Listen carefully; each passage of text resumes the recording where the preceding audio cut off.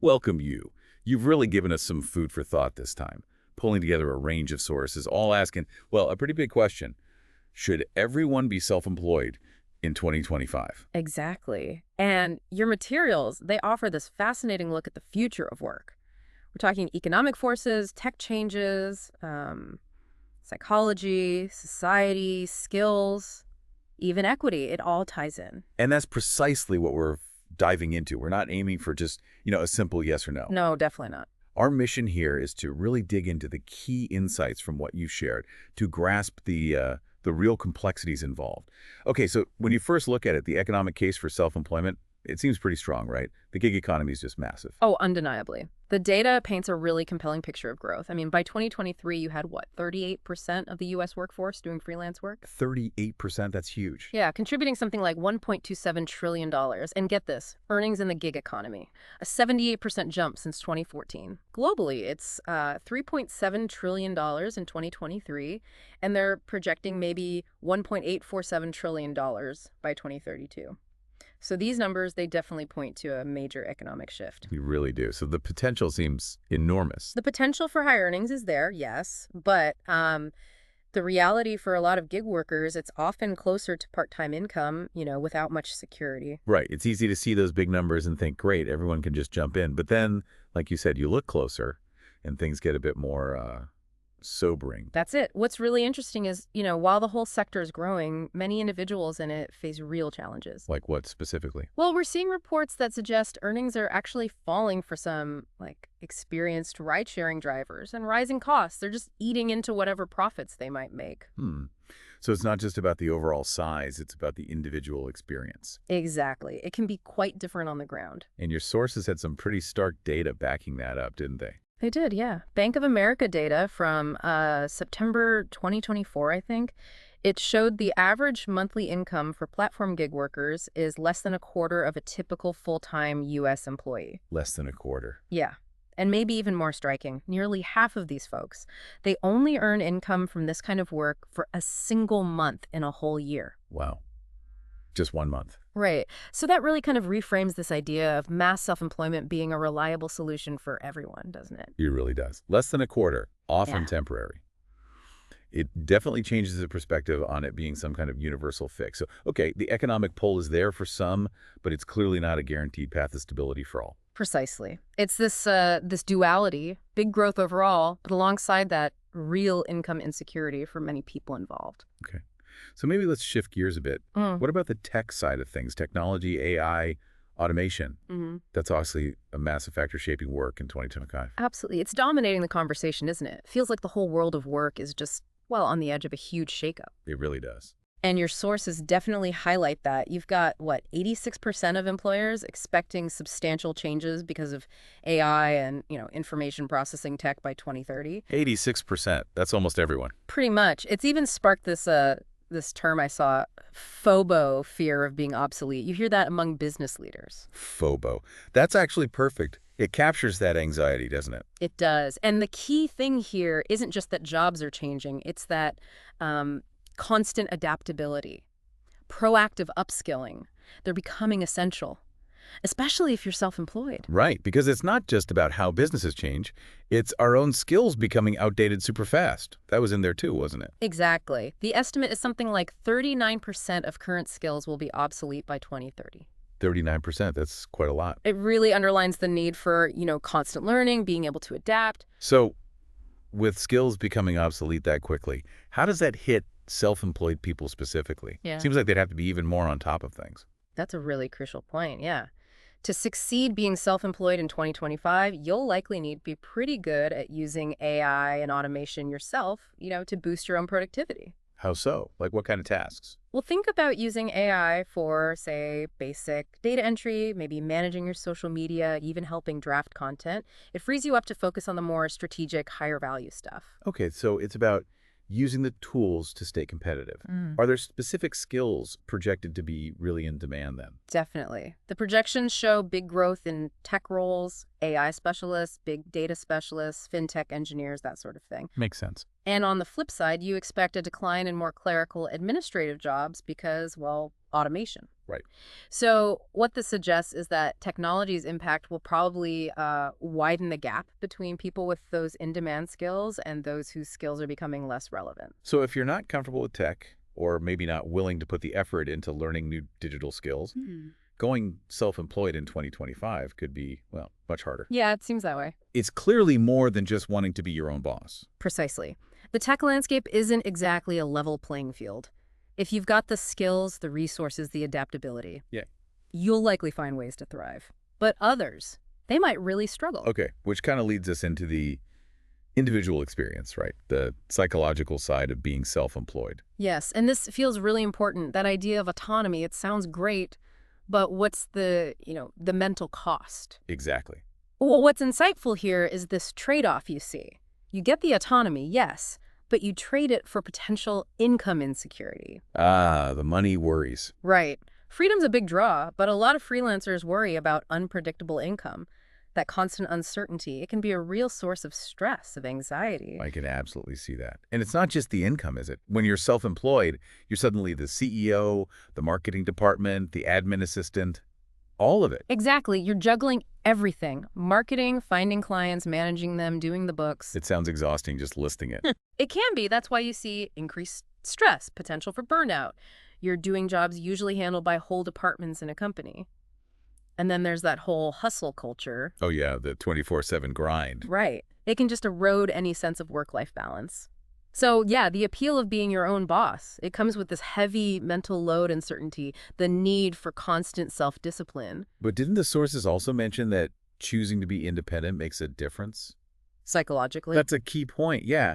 People who actively choose independent work, they tend to report higher satisfaction than those who feel like they have to do it, maybe out of necessity. So motivation matters.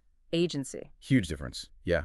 And thinking about the gig economy specifically, those platform-based jobs, there's that extra stressor of customer ratings. That sounds uniquely difficult. It really is a distinct kind of pressure, unlike traditional jobs with, structured feedback maybe. Right, like an annual review or something. Exactly. For gig workers, their livelihood can hang on maintaining high ratings. A few bad ratings. It could mean fewer jobs. Or even getting kicked off the platform. That creates this intense job insecurity. Yeah, that's a whole different level of pressure. So the individual experience, it's really complex. Potential freedom, sure, but also considerable pressures. Definitely not universally positive, psychologically speaking. Which brings us to, well, the bigger picture again. The social structures, the policies. Are they keeping up? That's the million-dollar question, isn't it? Are our systems actually ready for a future where more people work independently? And what do the sources say? They suggest we're definitely in a transition period. We're seeing more scrutiny, tighter regulations around how gig workers are classified, both in the U.S. and the EU. Right, the whole employee versus contractor debate. Exactly. And those rule changes could really reshape the gig economy model we know. Because if they're classified as employees, the platforms would have to provide benefits, follow labor laws. Precisely. Which creates a lot of uncertainty, right? For the platforms and for the workers. But maybe more broadly, a huge challenge for self-employed people is the lack of traditional safety nets. Things like Unemployment insurance, proper health insurance, paid time off if you're sick or want a vacation, retirement plans.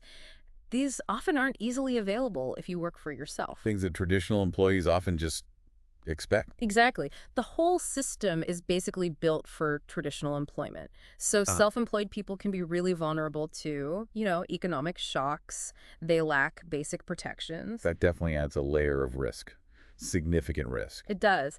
And beyond the formal benefits, think about the social side. You often miss out on that built-in workplace community, the professional networks you get in a company. So you have to build all that yourself, proactively. Much more proactively, yeah. You have to be intentional about making those connections. I saw mention of the EU's platform work directive. Is that trying to tackle some of this? It seems to be, yes. The goal is stronger protections for platform workers, maybe reclassifying many as employees, giving them more benefits, more labor rights. So an international recognition of the problem. Seems like it. It shows there's a growing awareness of the vulnerabilities in the gig economy. And here in the U.S., it feels more fragmented. We've seen things like California's AB5, then Proposition 22. It's kind of a legal back and forth. Those examples really highlight the ongoing debate, don't they? There's no single clear approach to regulating gig work in the U.S. Different places are wrestling with how to, balance innovation with worker protection. So the whole social and policy side is very much evolving, still in flux. Very much so, which creates both challenges and maybe potential future changes for self-employed people. And that leads us right into thinking about readiness, individual readiness, and also equity. Right. Because even if someone wants to be self-employed, do they actually have the skills? And is the playing field even remotely level for them to have a shot? Good questions. The sources point to a set of essential skills needed for the future of work, really, regardless of how you're employed. Like what sort of things? Things like AI literacy, just understanding AI and what it can do, cybersecurity awareness, obviously, creative thinking for problem solving, and resilience, being able to handle change. Okay, those sound pretty universal for navigating the modern world, yeah. Oh, yeah. But what about that specific entrepreneurial toolkit for being self-employed? Ah, right. That's where it gets more specific. Beyond those core skills, if you're going solo, you need some marketing know-how, right, to get clients. Definitely. Solid financial literacy, managing income, expenses, taxes, digital fluency, being comfortable with all the online platforms for work, communication, money. So basically running a mini business. Pretty much. And underpinning all of that is this absolute need for continuous learning, always upskilling. Because the skills people need are changing so fast. You mentioned AI, big data, cybersecurity growing, while manual skills maybe less so? Exactly. Yeah. But here's the kicker. The ability to get and use those in-demand skills, that's not evenly spread out. Meaning? Well, there are big differences in access to resources. Not everyone have the money or the connections, the mentorship. You often need to start and keep a self-employed career going. The data's pretty clear. The gig economy isn't some great equalizer. Existing inequalities often get, amplified. And the digital divide is still a real thing, isn't it? Lack of good internet, lack of the right tech that just shuts doors immediately for self-employment. It's a huge barrier for many, yeah.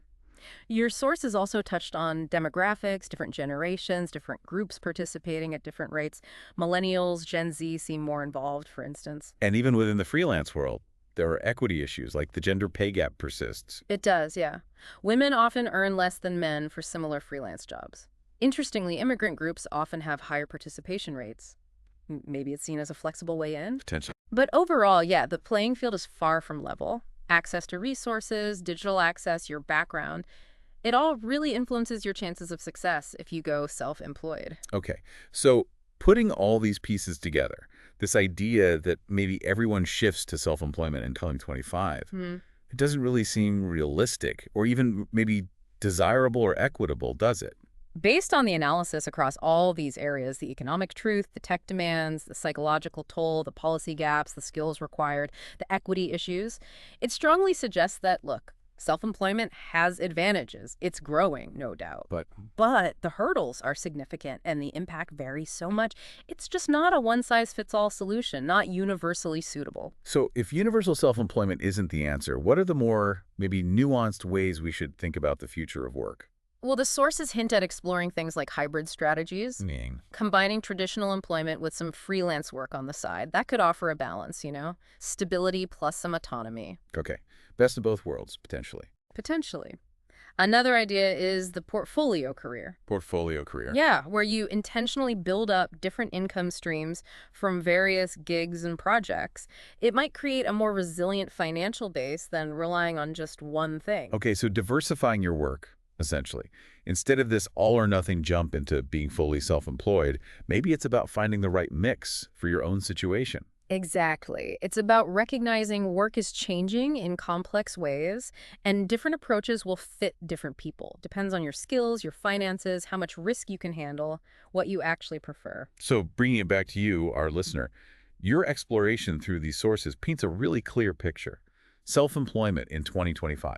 It's complex. There are real opportunities, yes, but they're tangled up with pretty significant challenges. That's right. It's definitely not a one-size-fits-all answer. Whether it's right for someone depends heavily on so many individual factors. It's not just about wanting independence.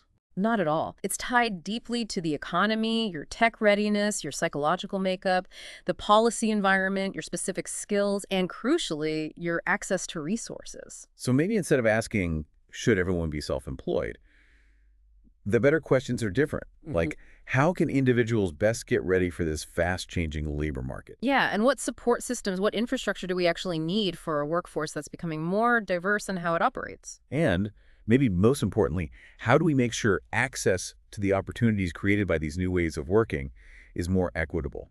Yeah. How do we avoid leaving people behind? Exactly. Those feel like the much more pertinent questions to wrestle with as we think about the future of work. Some really important things for you to consider as you reflect on all this.